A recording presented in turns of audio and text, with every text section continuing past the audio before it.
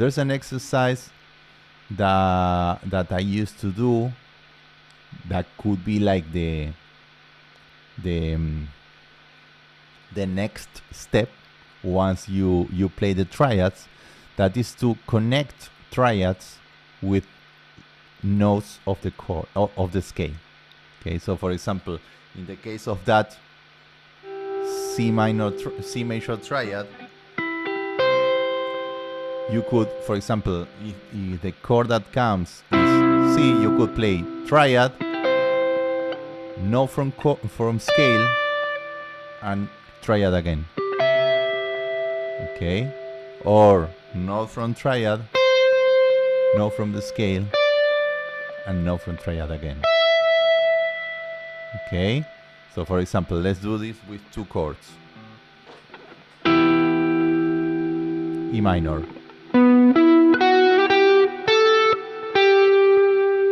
Okay, here I'm playing triad, note from the scale, note from the triad, note from the scale, note from the triad. So I'm visualizing the triad, okay, I'm visualizing the chord tones, but I'm using the E minor around that. And then when the C appears, okay, I can see this triad, and I can do a similar thing. Okay, so you have.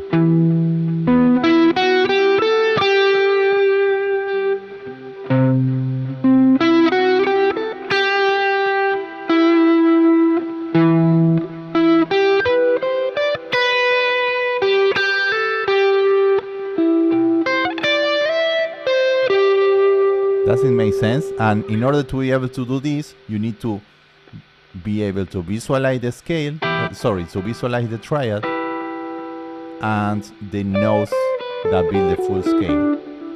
Okay? But before doing that, you need to be very comfortable with the triads. So starting just with triad is the exercise that you need to do first. Okay, just when the E sounds, play melodies with the triad, and when the C major appears,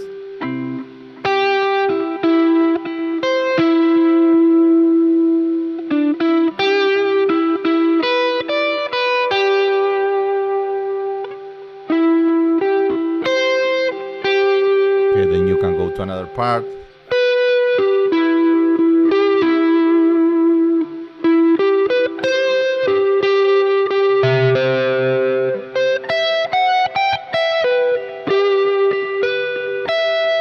Does it make sense? And then you can, for example, take the triads and play the scale.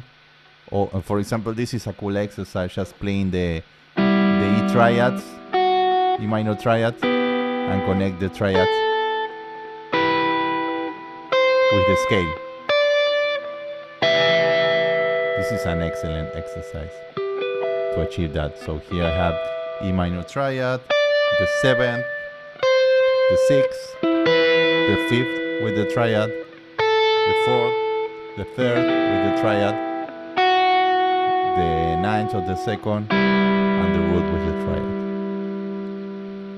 It definitely makes sense, but I guess what I'm assuming now, I'm going to be playing multiple scales during a track, correct? I mean, yes, but that's not completely necessary over this backing track.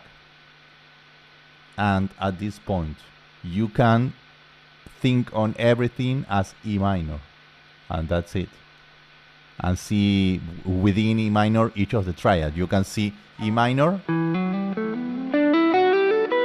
and the triad of E minor and C major triad and E minor scale. So you can see the triads within the same scale, because this backing track is in the same key all the time. Then if you got into fusion or jazz, that's when you have to switch scales all the time to sound in the style of that, and also to be able to play over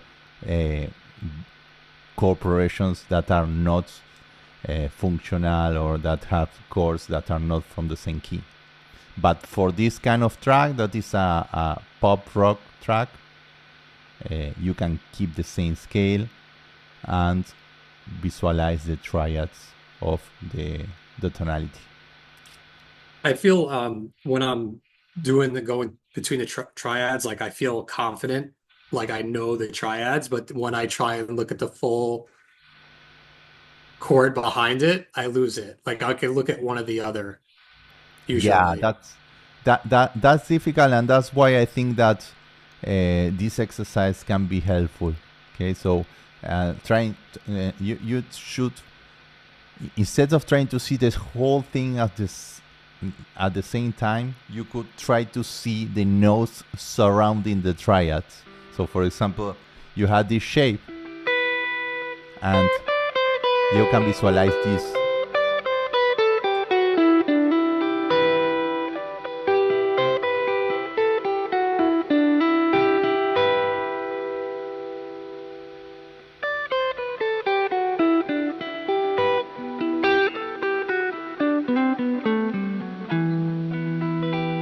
And then you have to do this.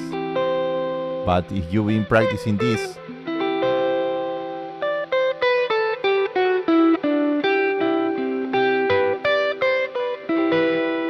so start with very small sections of the neck, and then you can go to the other. For example, this one is a bit easier because we are very used to this shape. And you can start with the pentatonic, right? So you have this shape and you have this pentatonic. And then for the C, you shall have to add one finger there.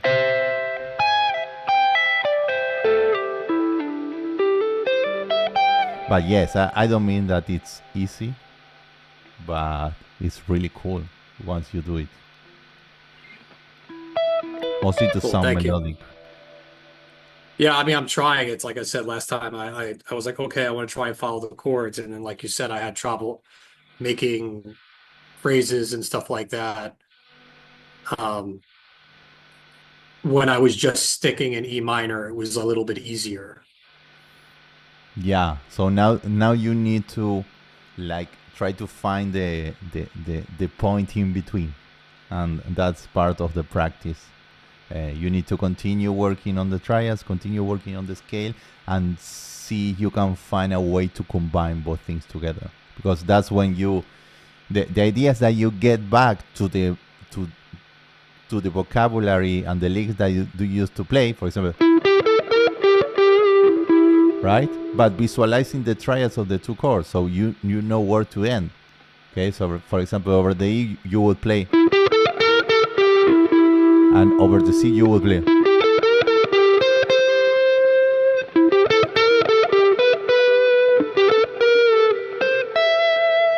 Okay, so the idea is to mix both things together. Okay, no, that's helpful. Thank you. Nice.